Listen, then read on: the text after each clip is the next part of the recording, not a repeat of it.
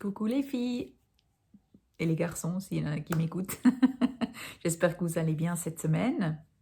Vous avez lu la petite phrase à côté. Ne fais pas d'un problème un ennemi.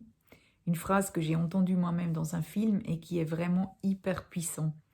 Et je le vis dans mes séances avec mes clientes qui m'amènent différentes situations dans lesquelles elles se trouvent et des situations de laquelle elles souffrent.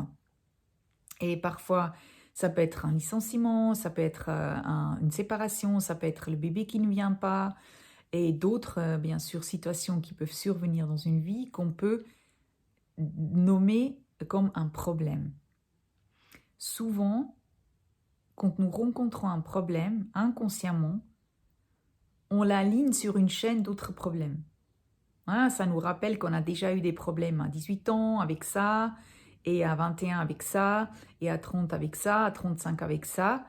Et c'est comme si, dans notre esprit, ce dernier problème qui vient de s'ajouter, c'est encore une fois, ça nous montre que, hein, qu'on doit mériter, que c'est pas facile, qu'on doit se battre, etc. Donc, c'est comme si tous les autres problèmes sont là dans notre esprit pour nous montrer que il y a quelque chose avec nous qui est faux. Ah, ça s'ajoute la culpabilité. Donc encore une fois, la culpabilité, c'est par rapport à ce que nous faisons faux. Et il y a aussi la honte. La honte, c'est par rapport à ce que nous sommes. Donc, ce que nous sommes faux ou pas parfait. Quand alors un problème survient, on a l'impression qu'il nous plombe, qu'il est contre nous, qu'il est là pour nous punir. De nouveau, on a cette impression qu'il y a quelqu'un au-dessus qui nous juge et qui nous envoie le problème exprès pour nous lancer un message, pour nous punir justement. Qu'est-ce que ça fait si nous pensons comme ça? Nous tombons en miroir avec nos blessures, parce que quand nous nous sentons punis, ce que nous ressentons à l'intérieur de notre corps, c'est l'injustice, le rejet, la trahison, l'abandon, l'humiliation, les 5 blessures. Donc vous voyez, si un problème arrive, à quoi ça fait miroir? À nos blessures. Parce que nous pensons que le problème est là pour nous lancer un message, pour nous dire non, ma cocotte, là tu fais faux, il faut que tu fasses différemment. Quand nous sommes dans cet état d'esprit et le problème est notre ennemi, quand le problème est là pour nous punir, qu'est-ce qui se passe? Nous nous posons dans une position de victime, et quand nous sommes dans une position de victime, nous ne pouvons plus agir parce que cette position de victime aspire toute notre énergie de vie. Et nous cherchons du coup, inconsciemment, d'autres situations dans notre quotidien qui confirment que nous sommes bien victimes de ce problème ou de cette situation. Donc nous allons tomber dans un bouchon, nous allons dire de nouveau, j'ai pas de chance. Nous allons dans un restaurant, il n'y a plus de table disponible. De nouveau, la vie me montre que je n'ai pas le droit au bonheur. Vous voyez bien de quoi je parle. Donc on se place dans une position de victime. Quelque part, c'est aussi confortable d'être dans une position de victime. Et nous voulons nous réconforter dans cette position, comme nous confirmer que nous avons le droit d'être dans cette position-là. Et nous ajoutons des preuves à la petite chaîne du malheur. Maintenant, personnellement, moi, j'ai toujours envie de faire le mieux de ma vie.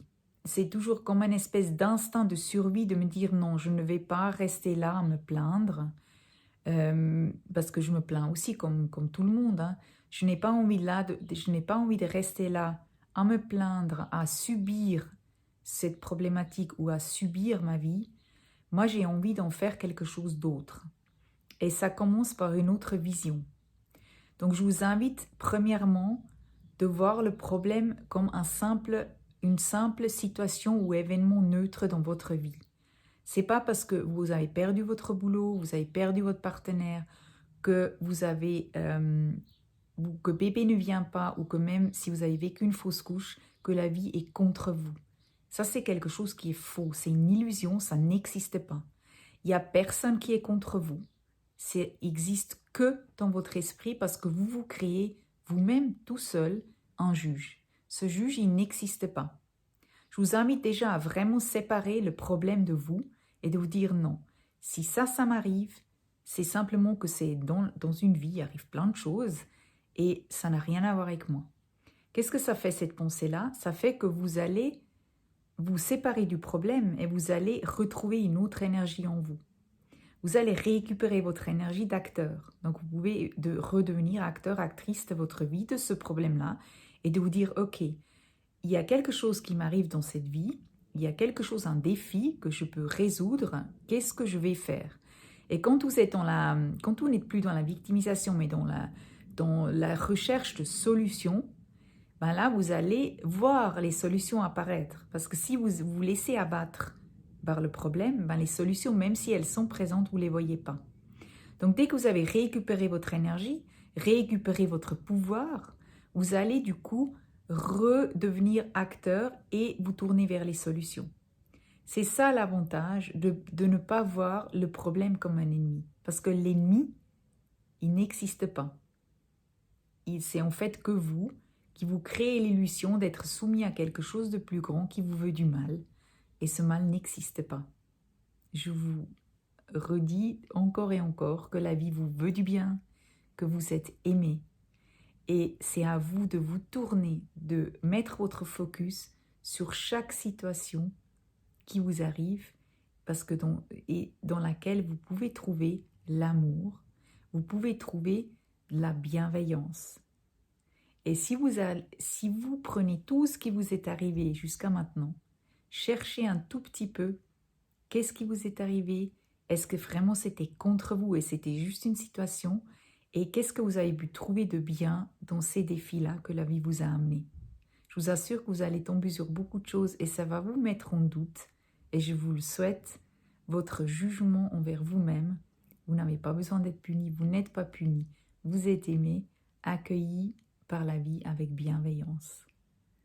Et j'espère que ça va vous donner un petit coup d'élan pour ce que vous êtes en train de traverser.